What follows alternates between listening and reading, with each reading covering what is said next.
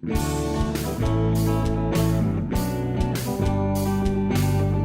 pagmamarino, isa sa pinakamaganda, exciting at disenteng trabaho sa mundo. Alam ba ninyo na isa sa bawat 4 na marino sa mundo ay kabayan natin?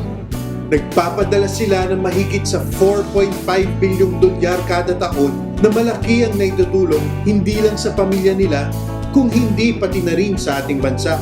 Kaya kabayan, suportahan natin to. Saludo tayo sa Pilipinong Marino at ang Angkla ang kampyon ng mga marino sa gobyerno. Ang Angkla ay itinayo upang magkaboses ang Pilipinong Marino sa ating gobyerno. At si Captain Ronald Enrile, isang marinong anak ng baliwag, ang kapitan ng barkong Angkla na naglalayag na patungo sa Kongreso. Si Captain Ronald Enrile, apo ng dating Mayor Badong Enrile, laking baliwag, tubong baliwag. Full speed ahead na sa suporta. Maging kaangkla na. Dahil sa inyong suporta, mapoprotektahan natin ang mga Pilipinong marino na itinuturing nating mga bagong bayani ng ating bansa. Sila ay magkakaroon ng tamang representasyon sa Kongreso.